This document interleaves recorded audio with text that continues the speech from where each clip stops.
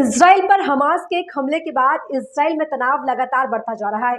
Israel में हालात ऐसे बन गए हैं कि अब इजराइल के प्रधानमंत्री बेंजामिन नेतन्याहू के खिलाफ उन्हीं के मंत्रियों ने बगावत करनी शुरू कर दी है।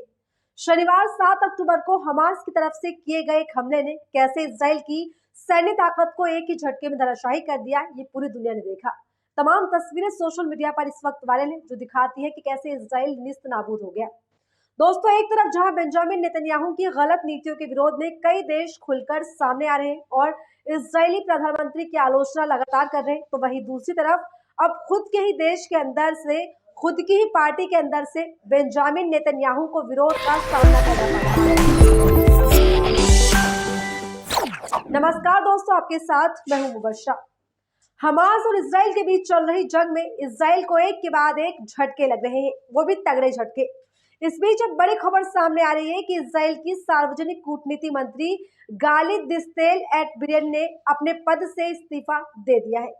जी हाँ दोस्तों, दिस्तेल ने गुरुवार शाम को बेंजामिन नेतन्याहू और उनकी शक्तियों को दरकिनार करने का हवाला देते हुए पद छोड़ने की घोषणा ऑफिशियल तौर पर कर दी है। दोस्तों, इजराइल की कूटनीति मंत्री गालिद दिस्तेल बेंजामिन नेतन्याहू की गलत नीतियों और देश के हालातों में उनकी नाकामियों को देखते हुए इस्तीफा देने पर मजबूर हुई है, जिसके बाद उन्होंने इस्तीफा दिया। अपनी स्क्रीन पर हिंदुस्तान टाइम्स की खबर देखिए। इसमें बताया गया है कि Israel minister steps down amid war waste of public funds, यानी कि इजराइल में सार्वजनिक धन की बर्बादी को देखते हुए इजराइल के कूटनीति मंत्री गालिद दिस्तेल ने ये इस्तीफा दे दिया, जिसमें कि उनको अब नजर आने लगा है कि किस तरह से इजराइल अपनी मनमानी कर रहा है। यानी कि कुल मिलाकर जिस तरीके से बेंजामिन नेतन्याहू हमास पर हमला करने के लिए बदले की कार्रवाई में सार्वजनिक धन की लगातार बर्बादी कर रहे हैं, जिस तरह से नुकसान पहुंचा रहे हैं हमास को, उससे नाराजगी जताते हुए बेंजामिन नेतन्याहू की मंत्री ने इस्तीफा देने का जो है बिल्कुल मन बनाया।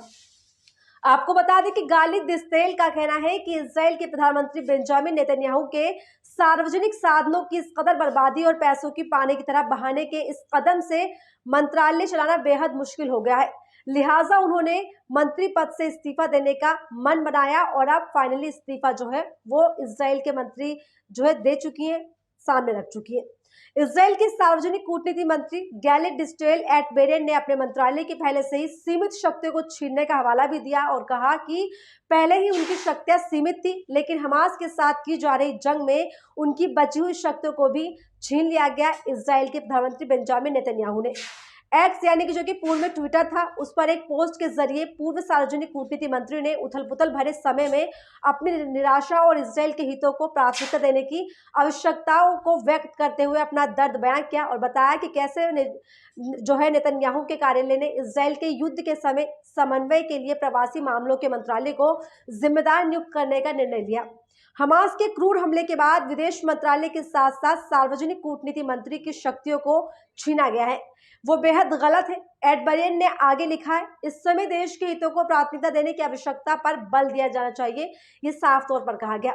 युद्ध के ऐसे भयानक समय में अहंकार को एक तरफ रखें, इजराइल की भलाई हर चीज में पहले आती है, इस तरह का बयान एटबेरिन की तरफ से दिया गया। यानी बेंजामिन नेतन्याहू की नीतियों और अहंकार से इजराइल की जनता जिन कठिनाइयों से गुजरना उनको पड़ रहा है, उससे परेशान होकर एटबेरिन ने इस्तीफा दे दिया है और इजराइल को कहा है, साफ तौर पर एटबेरिन ने कहा है उनके मंत्रालय से उनका जो है अधिकार छीन लिया गया है और इसलिए वो देश के लिए सार्थक योगदान नहीं दे सकती, तो पद पर भी नहीं बनी रह सकती। आपको बता दें कि सार्वजनिक कूटनीति मंत्रालय ने साल की शुरुआत में अपने गठन के बाद से ही खुद को स्थापित करने के लिए बेहद संघर्ष किया था। दुनिया भर की जो चीजें की थी उन्होंने इसको स्थापित करने के लिए वो देखा गया।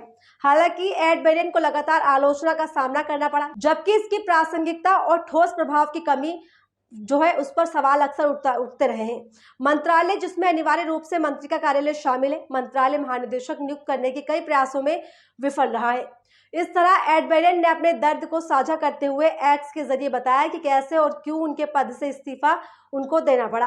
आप अपने स्क्रीन पर एक्स देख सकते हैं, जिसमें एडबेरियन का जो है उन्होंने अपने दर्द को साझा करते हुए एक्स पर ये पोस्ट लगाया है और बताया है किस तरह के हालात है।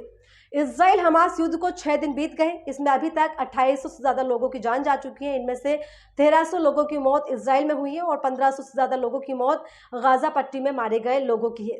इजराइल की सेना गाजी पट्टी पर लगातार हवाई हमलों के बाद अब जमीन पर लड़ाई की तैयारी में जो है जुट गई है। इस बीच इजराइल ने फिलिस्तीनियों को गाजा छोड़ने का आदेश भी दे दिया है। साफ तौर पर इजराइल का कहना है कि जल्द से जल्द वो अपनी जमीन को छोड़ दे। इस बीच हमास के अधिकारियों ने यह भी दावा किया है कि गाजा शहर को छोड़कर जा रहे लोगों के काफिलों पर इजराइल की तरफ से लगातार किए गए हवाई हमलों से 70 लोग जो है मारे गए, जिनमें ज्यादातर महिलाएं और बच्चे शामिल हैं। हमास के मीडिया कार्यालय की तरफ से कहा गया है कि गाजा शहर से दक्षिण की ओर जाते समय 3 जगहों पर कारों पर हमला किया गया है। अभी यही साफ नहीं हो सका है कि हवाई हमलों का टारगेट कौन था और यात्रियों में आतंकवादी थे या नहीं। इस तरह सेना ने संभावित जमीनी हमले से पहले ही निवासियों को शुक्रवार तड़के शहर खाली करने का जो है आदेश भी दे दिया है। यानी कि इजराइल ने साफ तौर पर कह दिया है कि गाजा पट्टी को खाली कर दिया जाए। इस बीच इजराइल पीएम के हमास को पूरी तरह से खत्म करने की चेतावनी भी दे डाली। हालात जो है बद से बदतर उस वक्त बने हुए। लगातार इजराइल की तरफ से गाजा पट्टी को निशाना बनाते हुए एक के बाद एक मिसाइलें वहां दागी जा रही, हमले लगातार किए जा रहे। हालात जो है बिल्कुल बद से बदतर हो चुके हैं। इजराइल साफ तौर पर मुख्य तौर पर जो है गाजा पट्टी को निशाना बना रहा है, गाजा पट्टी को तबाह करने की जो है कगार पर उतर चुका है। और गाजा पट्टी की तस्वीरें जो निकलकर सामने आई, जो तस्वीरें हमने आपको दिखाई, उसमें बताया कि किस तरह से जो है गाजा पट्टी के हालात बद से बदतर हो चुके हैं। और अब जो है जिस तरह से लगातार दो देश निकलकर सामने आ रहे हैं, वो बता रहे हैं कि इजराइल की जो हरकत है, इजराइल जिस तरह से हमले कर रहा है, जिस तरह से मिसाइलें दाग रहा है, वो बेहद गलत है, निंदनीय है। आलोचना लगातार इजराइल की जारी है। इसके बावजूद भी अब इजराइल को अपने देश से ही, अपनी पार्टी से ही बगावत का सामना करना पड़ चुका है। अब इजराइल की जो मंत्री हैं, कूटनीति मंत्री हैं, उन्होंने इस्तीफा दे दिया है साफ तौर पर। और किस तरह से इजराइल के प्रधानमंत्री बेंजामिन नेतन्याहू की नाकामियों को, उनकी जो अलग तरह की नीति है, जिस तरह से उनकी शक्ति का वो दुरुपयोग कर रहे हैं, जिस तरह से जो है हमले लगातार किए जा रहे हैं, सार्वजनिक जो धन है उसका इतना मिसयूज किया जा रहा है लगातार, उसको लेकर सवाल उठाते हुए अपना दर्द बयां किया है एडबेरियन ने और कहा है कि ये जो किया जा रहा है इसराइल में वो बेहद गलत हो रहा है, इसराइल की जनता के साथ में गलत हो रहा है। और हमास के लोगों पर जिस तरीके से लगातार एक के बाद हमले किए जा रहे हैं, वो भी अपने आप में बेहद चिंतनीय है, बेहद गंभीर है। और ये युद्ध जो है भी आसानी से जो रुकने वाला यहाँ पर है नहीं। इसको लेकर भी तमाम जो है देशों की तरफ से प्रतिक्रियाएं सामने आ रही, जो बता रहे हैं कि लगातार एक के बाद एक युद्ध किस तरह से चल रहा है और देश में हालात बद से बदतर बने हुए हैं। तो ऐसे ही तमाम तस्वीर हम आपको लगातार दिखा रहे हैं, तमाम हम आपको खबरों से अपडेट करा रहे हैं, आपको बता रहे हैं किस तरह से हालात बने हुए हैं।